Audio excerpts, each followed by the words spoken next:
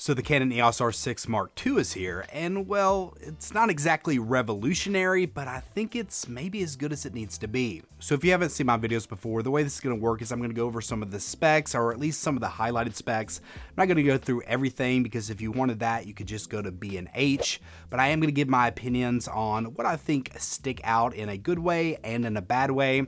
Now, before some of you get on here and say, well, you haven't had the camera and you've never shot with the camera, so why do you have an opinion? Well, that's true, but even a lot of the people who are giving you opinions about the camera have barely had any hands-on time with it. At best, 48 hours in a controlled environment, so it's not like their opinions are 100% solidified as well.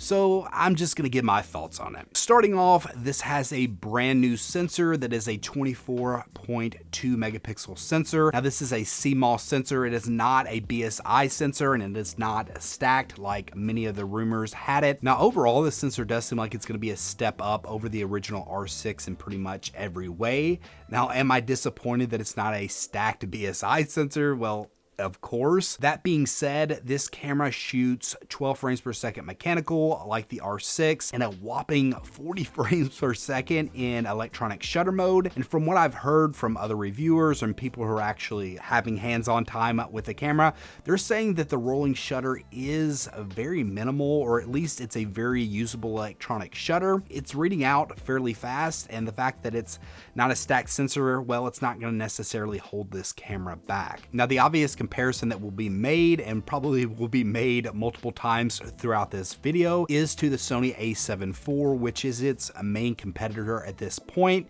Now that has a 33 megapixel sensor. I believe it's a BSI sensor. It's definitely not stacked. They market it at 10 frames per second raw, but that's only in compressed raw. So once you go to like an uncompressed raw, I think it drops down to like 6 frames per second. So personally, of course, it has the advantage of being 33 megapixels, so it is a slight bump, and that's one thing. But I personally would take the speed. I want to go fast. And I think most people would, or I guess I can't speak for most people, but I do think it's extremely impressive that it has 12 frames per second mechanical and up to 40 frames per second electronic. It is way above Sony in the speed department. Now, of course, there's more to a sensor than just megapixels and speed.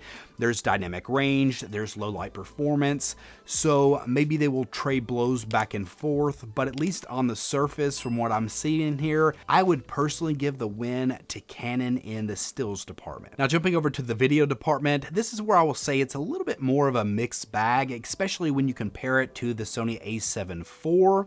Now, this does have a very impressive 4K 60 that is downsampled from 6K. It has no recording limits, or I think it's like a 6-hour limit, but it's essentially no record limits. There is no crop, where the Sony A7 IV has a crop in at APS-C level when it goes to the 4K 60, which I'm kind of baffled that they do that. So with those headline specs, a lot of people will give the win to Canon there as well.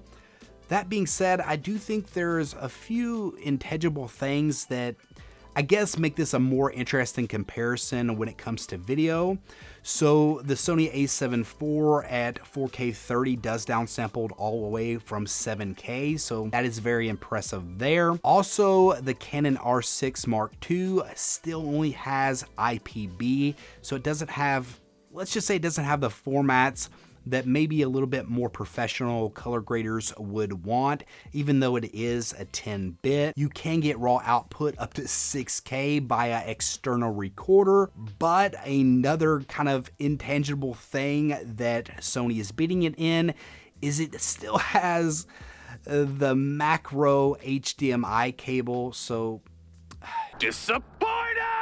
I don't understand why they would not fix this, because it's something that basically everybody has complained about at this point. So I guess I gotta say, from my perspective, even though the Canon EOS R6 II does trump the Sony A7 IV in a lot of ways when it comes to video, there's still a factor that I feel like if you had the Sony A7 IV and you're working in the Sony I guess, atmosphere. I think it would be easier to use it as a B cam in a more professional environment, just based upon having like a full-size HDMI, but also the different formats that you can use, all the different color profiles that you can use. You have all intra, so if you're going to try to match a different color to say maybe an FX3 or things like that, I don't know. I just think there's a lot of different things that Sony does very well with video. And that's not to say that the specs are necessarily better, but there's things to at least, I guess, put it on par for myself, and I don't think it's a clear victory for Canon in this department. Now, when it comes to the autofocus, no surprise, it seems like it's amazing, and it adds a lot of the different tracking features that we saw in the R3. So you have animals in general. I think maybe the R6 had animals, but it has trains and airplanes and all that type of stuff. And it has like an AI deep learning thing, kind of like what Sony is using in the Sony A7 IV. Now, it's really hard for me to give a win in either direction when it comes to Sony and Canon's autofocus. I think it really just depends on your environment and the tester, but I really think these cameras are just so great at this point that that's not going to be a hindrance for either system if you're trying to choose between the two. Just enjoy the incredible tech that you're getting in it. So another notable thing to point out is the slight changes in the body.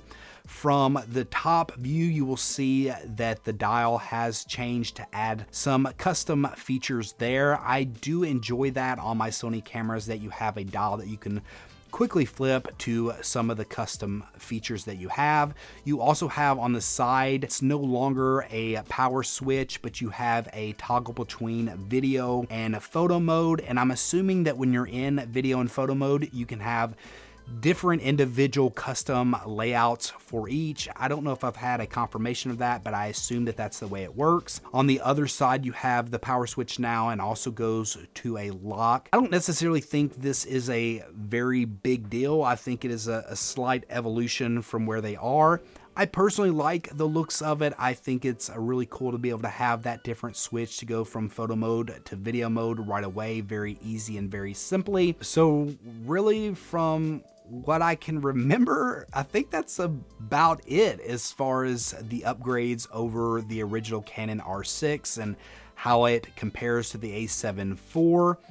I mean, there may be something that I'm just missing that is glaringly obvious, or there may be a few minor things that they've updated. Oh, they did add false colors, which I think is awesome. They added that to the video. That's a big thing. But it's also still weird that the histogram goes off when you're in video. But overall, this doesn't seem like a huge step up or a revolutionary step up. I do think that, kind of like I said in the beginning, this is about as good as this camera needed to be. It is only a 2-year cycle step up, so it's very incremental. I do think if you're in the market to buy a new camera and we're looking between the R6 and the R6 Mark II, it's probably going to be about a $500 difference at this point. And personally, I would pay for the $500 difference and get the upgraded camera, but it's nothing that is super high up there as far as, ooh, this is great. But I think it comes down to the Sony A7 IV, in my mind, wasn't as huge of a step up as I think a lot of people were expecting. And that camera was on a long cycle. I think it was about a 4 to 5 year gap between the A7 III and the A7 IV. And I think a lot of people were expecting, including myself, like a very big revolutionary camera because the A7 III was such a revolutionary camera. But it really just, it didn't push any envelope super far, not so far that I think Canon needed to step up their game any more than they have. So I definitely think that you're gonna have fanboys on both sides saying that, hey, mine's better than yours in some way. I do think Canon stepped up the game just enough to, I guess, put the ball back in Sony's court and to see where they go from here. But those are just my thoughts. What are your thoughts on this camera? Drop in the comment section below and let me know. If you've liked this video, be sure to give it a thumbs up and consider subscribing. It really helps out the channel. Use some of the affiliate links below, do all the stuff. And until next time, peace.